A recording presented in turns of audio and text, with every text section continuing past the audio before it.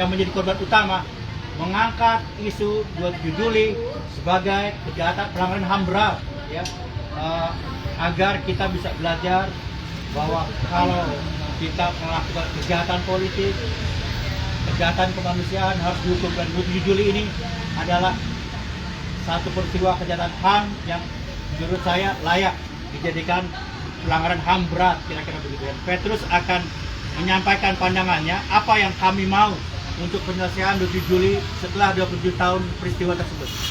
Silakan Petrus. Tempat ini sampai jalanan di Megaria sampai ke JDP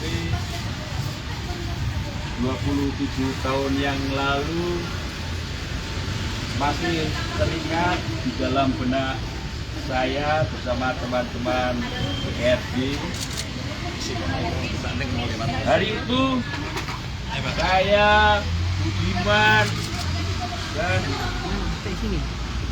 kawan-kawan PRD dan juga teman-teman pro demokrasi dan rakyat tumpah ke jalan ini karena menyaksikan gedung DPP PDI di Diponegoro direbut secara paksa, direbut dengan jalan kekerasan. Saat kami tiba, sisa-sisa kebakaran masih terlihat.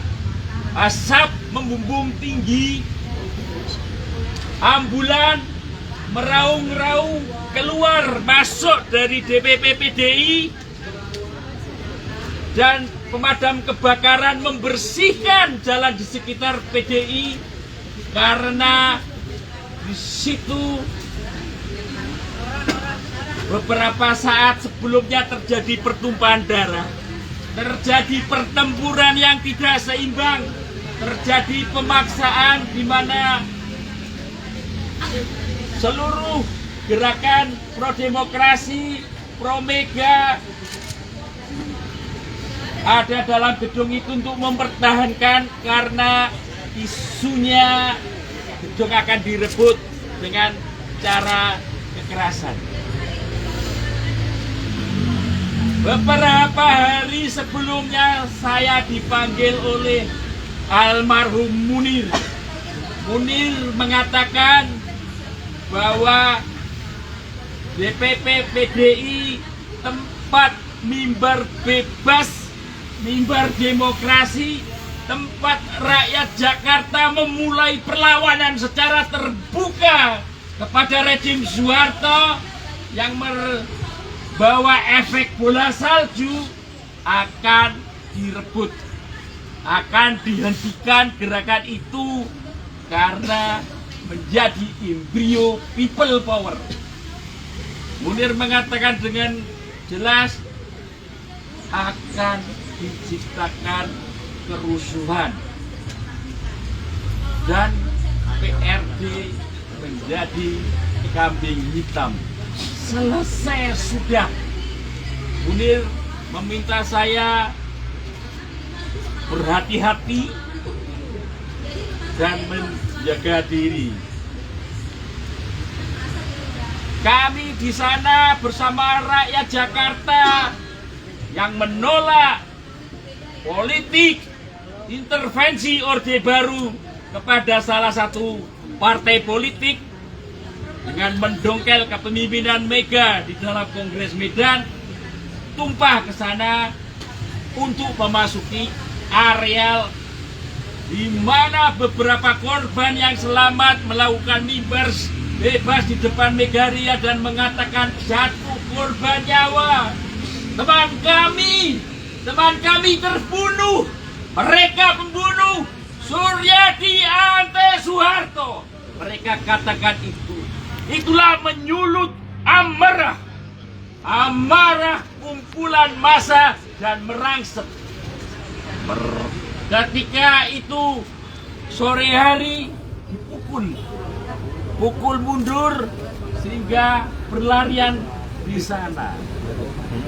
Tiba-tiba terjadi bus PPD meledak. Boom. Akhirnya areal di segala penjuru Matraman, gedung Bank Mayapada, showroom, gedung Persib Kartika Chandra Kirana terbakar. Kami yang ada di YLBHI, salah satunya bersama Dr. Rika Ciptaning yang waktu itu menolong para korban yang selamat, berkumpul di sana dan menyaksikan peristiwa pemukulan itu. Masyarakat digebukin, ada yang patah, ada yang terluka. Dan sudah terdengar ada kerusuhan di sekitar daerah itu karena sudah ada bakar-bakaran. Saya diberi koran Berita Yuda yang memberitakan selama 3 hari khusus tentang deklarasi PRD. Mereka memuat lengkap manifesto politik. Mereka juga memframing bahwa PRD adalah serupa dengan komunis Budiman. Kakeknya adalah komunis. Semua diciptakan berita yang menggiring ke arah PRD agar ada legitimasi rejim bisa memukul PRD. Benar, tanggal 29 Presiden menyatakan PRD ada dalam kerusuhan itu. PRD adalah dalam kerusuhan 27 Juli secara resmi dinyatakan oleh Menko Polhukam Susilo Sudarmansari. Kami dinyatakan sebagai partai terlarang. Kami diburu, Budiman diburu, saya diburu, kami tertangkap, diadili, dan dijatuhi hukuman dengan menggunakan pasal-pasal subversif yang sekarang sudah dicabut. Kami diculik, bukan ditangkap, kami disekap selama 7 hari di BIA. Kami disiksa. Teman-teman kami di berbagai tempat ditangkapi, diteror, disiksa di Surabaya oleh Bakor Tanasda, disuruh makan kodok, ada yang hamil menjadi gugur kehamilannya. Rumah-rumah kantor partai, kantor ormas kami disatroni. Ibunya Gada Sembiring disekap oleh Polda Metro Jaya selama 2 minggu karena ditemukan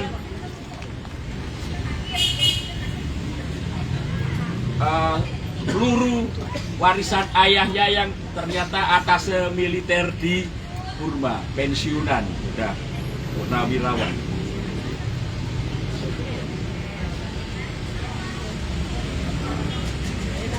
Hari ini kita ingin tabur bunga untuk memperingati tragedi itu. Sekaligus kami ingin menyatakan bahwa kasus 27 Juli seperti yang dinyatakan oleh Komnas HAM, di mana pimpinannya waktu itu Baharudin Lopa, ada Asmara Nababan, bahwa ada korban 5 orang meninggal, 23 hilang, 149 terluka, gedung-gedung terbakar, diperkirakan kerugian 100 miliar. Dan menyatakan Komnas HAM beberapa hari sebelumnya Kasdam Jaya yang waktu itu dijabat oleh Susilo Bambang Yudhoyono mengadakan rapat di Pangdam Jaya. Ada Zaki Anwar Makarim, ada beberapa militer, dan menyatakan hibah bebas harus dihentikan dan gedung harus direbut. Seperti kesaksian dari Sutioso bahwa Kasat juga terlibat. Pak Sutioso Pangdam Diponegoro Suyono mengatakan dalam bukunya bahwa Kasat terlibat, Sutioso terlibat, para Sarwan Harmit terlibat. Komnas HAM pernah menyatakan 20 tahun peringatan 27 Juli di kantor DPP PDI bahwa terjadi pelanggaran HAM berat. Tetapi Komnas HAM tidak secara tegas menyatakan itu dan memproses ke Kejaksaan Agung. Sehingga ketika Presiden Joko Widodo menyatakan kasus pelanggaran HAM berat, mengakui negara melakukan itu, 27 Juli tidak termasuk. Hari ini kita menyatakan bahwa kasus 27 Juli di mana ada PRA, di mana Partai Demokrasi Indonesia strukturnya diintimidasi kodam-kodam untuk mendongkel Mega dan mendatangi Kongres Medan. Juga ada perebutan kantor, terjadi pembunuhan, kekerasan, ancaman, juga terjadi penculikan, di mana kami diculik di Bia, kami dihukum, disiksa, ada teror yang menyeluruh terhadap gerakan demokrasi. Artinya dilakukan oleh negara secara sistematis dan menyeluruh. Unsur-unsur kejahatan HAM berat terpenuhi dan kasus 27 Juli harus diselesaikan. Lawan imunitas. Kami juga mewakafkan diri untuk menyelesaikan kasus 27 Juli. Terima kasih. Oke, terima kasih Petrus. Sekarang kita lanjut untuk tabur bunga, tapi substansi dari apa yang terjadi Petrus adalah dia meminta supaya negara menjadikan kasus 27 Juli sebagai kejahatan HAM berat, kira-kira begitu ya. Dan kita juga meminta dukungan politik dari partai-partai di parlemen, terutama PDI Perjuangan, agar juga menuntut agar 27 Juli jadi kejahatan HAM berat di Indonesia, kira-kira begitu. Oke, sekarang kita lanjutkan tabur bunga. Itu kemana ya? Neng. Mundur ke belakang.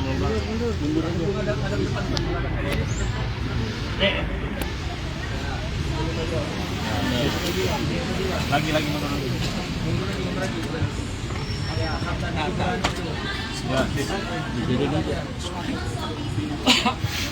Ya,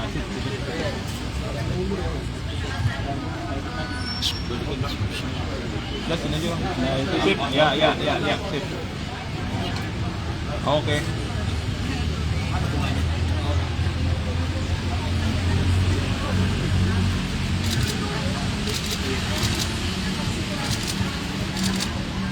Bu, gambarnya bu. Maaf bu.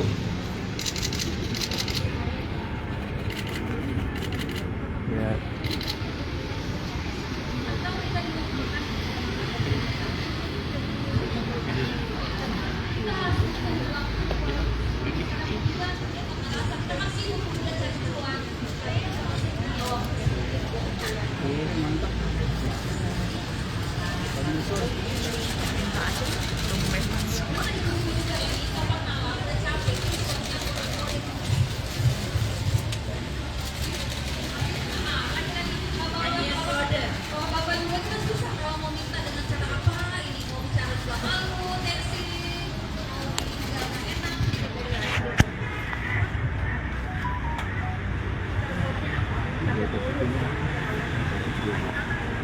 Oke, sekarang kita sampai di akhir acara.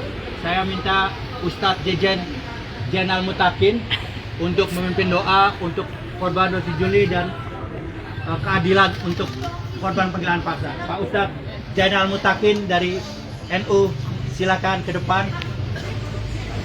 Teman-teman, kita tidak sedang mendoakan jenazah karena korban penculikan atau penggilaan paksa kita tidak bisa menyebutnya hidup atau mati. Namun saya ingin mengajak teman-teman, jika saya menyebut nama korban, bilang hadir. Iji Tukul, Hadir. Suyat, Hadir. Herman Hendrawan, Hadir. terus Bima Anugrah, Hadir. dan para korban penculikan lainnya. Hadir. Teman-teman, kita ingin mendoakan kita semua karena ini konteksnya kita sedang berusaha tidak menjadi bagian dari orang yang melupakan masa lalu.